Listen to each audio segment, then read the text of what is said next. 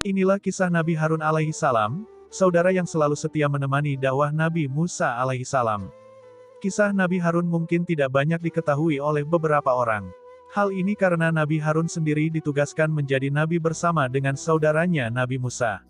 Dalam kisah Nabi Musa, Nabi Harun sebenarnya juga ada di sana mendampingi saudaranya saat melakukan dakwah kepada penduduk Mesir, terutama Firaun. Karena kedua nabi ini diutus bersama untuk kaum yang sama, maka kisah Nabi Harun pun tidak jauh berbeda dengan kisah Nabi Musa. Dikatakan bahwa Nabi Harun lahir terlebih dulu daripada Nabi Musa. Sehingga Nabi Harun terhindar dari perintah Firaun yang menyuruh untuk membunuh anak laki-laki pada masa Nabi Musa dilahirkan. Nabi Harun diangkat menjadi nabi. Ketika Nabi Musa diangkat sebagai nabi, Allah Subhanahu wa Ta'ala memerintahkan Nabi Musa untuk pergi menemui Firaun dan memberikan dakwah padanya. Maka Nabi Musa pun menyanggupinya. Namun, sebelum berangkat, Nabi Musa berdoa kepada Allah Subhanahu wa Ta'ala untuk meminta bantuan. Berkata Musa, "Ya Tuhanku, lapangkanlah untukku dadaku, dan mudahkanlah untukku urusanku, dan lepaskanlah kekakuan dari lidahku, supaya mereka mengerti perkataanku, dan jadikanlah untukku seorang pembantu dari keluargaku, yaitu Harun, saudaraku, teguhkanlah dengan dia kekuatanku, dan jadikanlah dia sekutu dalam urusanku, supaya kami banyak bertasbih kepada Engkau, dan banyak mengingat Engkau. Sesungguhnya Engkau adalah Maha melihat keadaan kami." Quran Surat Taha ayat 25-35.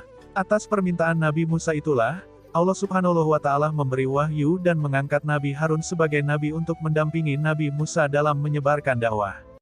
Dan kami telah menganugerahkan kepadanya sebagian rahmat kami, yaitu saudaranya, Harun menjadi seorang nabi. Quran Surat Maryam ayat 53. Nabi Musa pun pulang menuju keluarganya dan memberitahu kepada Nabi Harun apa yang terjadi agar Nabi Harun setuju untuk ikut menyampaikan dakwah kepada Firaun dan kaumnya. Nabi Harun yang mendengar kabar tersebut merasa senang dan setuju untuk ikut bersama dengan saudaranya tersebut untuk pergi berdakwah.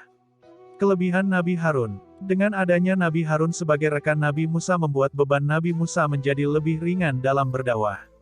Dipilihnya Nabi Harun oleh Nabi Musa bukan tanpa sebab. Nabi Harun dikenal karena kecakapannya dalam berbicara. Nabi Musa pun mengakui sendiri kelebihan yang dimiliki oleh saudaranya tersebut. "Dan saudaraku Harun dia lebih fasih lidahnya daripadaku, maka utuslah dia bersamaku sebagai pembantuku untuk membenarkan perkataanku. Sesungguhnya aku khawatir mereka akan mendustakanku." Quran Surat Al-Qasas ayat 34. Nabi Harun diberi anugerah oleh Allah Subhanahu wa Ta'ala berupa kefasihan dalam berbicara. Dikatakan bahwa cara berbicara yang dimiliki Nabi Harun sangat lembut, tenang, dan mudah dipahami. Nabi Harun pandai menata setiap perkataannya sehingga membuat banyak orang senang berbicara dengan beliau. Selain itu, Nabi Harun juga diketahui memiliki pendirian yang sangat kuat dan tegas. Dengan kelebihan yang dimiliki oleh Nabi Harun, membuatnya ditetapkan sebagai juru bicara Nabi Musa. Berdakwah bersama Nabi Musa. Kemudian pergilah Nabi Musa dan Nabi Harun untuk berdakwah di hadapan Firaun dan kaumnya. Namun karena sifat Firaun saat itu yang terkenal kejam, maka Nabi Musa dan Nabi Harun berdoa kepada Allah Subhanahu wa Ta'ala untuk diberikan perlindungan. Berkatalah mereka berdua, "Ya Tuhan kami, sesungguhnya kami khawatir bahwa Ia segera menyiksa kami atau akan bertambah melampaui batas." Quran Surat Taha ayat 45. Kemudian Allah Subhanahu wa Ta'ala berfirman, "Janganlah kamu berdua khawatir, sesungguhnya aku beserta kamu berdua, aku mendengar dan melihat." Maka datanglah kamu berdua kepadanya Firaun, dan katakanlah, "Sesungguhnya kami berdua adalah utusan Tuhanmu, maka lepaskanlah Bani Israel bersama kami dan janganlah kamu menyiksa mereka. Sesungguhnya kami telah datang kepadamu dengan membawa bukti, atas kerasulan kami, dari Tuhanmu. Dan keselamatan itu dilimpahkan kepada orang yang mengikuti petunjuk. Sesungguhnya telah diwahyukan kepada kami bahwa siksa itu, ditimpakan, atas orang-orang yang mendustakan dan berpaling." Quran Surat Taha ayat 46-48. Kemudian dengan perlindungan Allah Subhanahu wa Ta'ala, kedua saudara itu pun berangkat untuk menyebarkan ajaran agama Islam kepada kaumnya dan kepada Firaun. Nabi Harun terus mendampingi dan membantu saudaranya dalam berdakwah, termasuk ketika terjadi penenggelaman Firaun.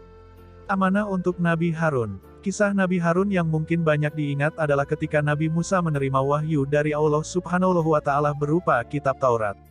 Dalam menerima wahyu tersebut, Nabi Musa harus pergi berdiam diri di sebuah bukit yang bernama Bukit Tursina selama 40 hari. Sebelum pergi, Nabi Musa memberikan amanat kepada Nabi Harun untuk menggantikannya untuk mengawasi dan memimpin Bani Israel. Namun, kepergian Nabi Musa untuk menerima wahyu ini justru dimanfaatkan oleh seseorang bernama Samiri. Samiri mencoba untuk membujuk Bani Israel kembali menyembah berhala dengan membuat berhala dan melakukan tipu muslihat terhadap berhala tersebut. Melihat kaumnya yang kembali menyembah berhala, Nabi Harun pun memperingatkan dan berusaha mencegah kaumnya agar tidak menyekutukan Allah Subhanahu wa Ta'ala. Nabi Harun berkata bahwa berhala tersebut adalah cobaan bagi kaumnya. Hai kaumku, sesungguhnya kamu hanya diberi cobaan dengan anak lembu, itu dan sesungguhnya Tuhanmu ialah Tuhan yang Maha Pemurah. Maka ikutilah aku dan taatilah perintahku. Quran Surat Taha ayat 90. Namun, upaya Nabi Harun untuk menyadarkan kaumnya tidak dipedulikan oleh kaumnya. Mereka tetap akan menyembah berhala yang menyerupai sapi tersebut sampai Nabi Musa kembali. Kembalinya Nabi Musa, akhirnya Nabi Musa pun kembali dengan membawa wahyu berupa kitab Taurat. Melihat kaumnya yang kembali menyembah berhala membuat Nabi Musa marah dan menegur saudaranya, Nabi Harun. Berkata Musa, "Hai Harun, apa yang menghalangi kamu ketika kamu melihat mereka telah sesat, sehingga kamu tidak mengikuti aku? Maka apakah kamu telah sengaja mendurhakai perintahku?" Quran Surat Taha ayat 92-93. Dikisahkan bahwa Nabi Musa yang marah mendatangi Nabi Harun dan menarik janggut Nabi Harun. Harun menjawab, "Hai putra ibuku, janganlah kamu pegang janggutku dan jangan pula kepalaku. Sesungguhnya aku khawatir bahwa kamu akan berkata kepadaku, kamu telah memecah antara Bani Israel dan kamu tidak memelihara amanatku." Quran Surat Taha ayat 94. Akibatnya janggut yang dipegang oleh Nabi Musa berubah warnanya menjadi putih dan janggut yang tidak dipegang oleh Nabi Musa tetap berwarna hitam. Sejak saat itu janggut Nabi Harun mempunyai dua warna yaitu putih dan hitam. Setelah Nabi Harun menceritakan apa yang terjadi pada saudaranya tersebut, Nabi Musa pun akhirnya tahu siapa yang membuat kaumnya menjadi seperti ini. Pergilah Nabi Musa menemui Samiri dan beliau berkata, "Apakah yang mendorongmu berbuat demikian, hai Samiri?" Quran Surat Taha ayat 95.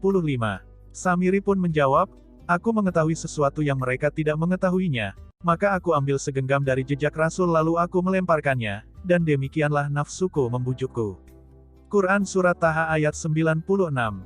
Nabi Musa pun mengusir Samiri dan berjanji akan menghancurkan berhala-berhala yang dibuatnya dan akan dihanyutkan ke dalam laut. Berkata Musa, "Pergilah kamu, maka sesungguhnya bagimu di dalam kehidupan di dunia ini, hanya dapat mengatakan, janganlah menyentuh aku. Dan sesungguhnya bagimu hukuman di akhirat, yang kamu sekali-kali tidak dapat menghindarinya, dan lihatlah Tuhanmu itu yang kamu tetap menyembahnya. Sesungguhnya kami akan membakarnya, kemudian kami sungguh-sungguh akan menghamburkannya ke dalam laut, berupa abu yang berserakan." Quran Surat Taha ayat 97.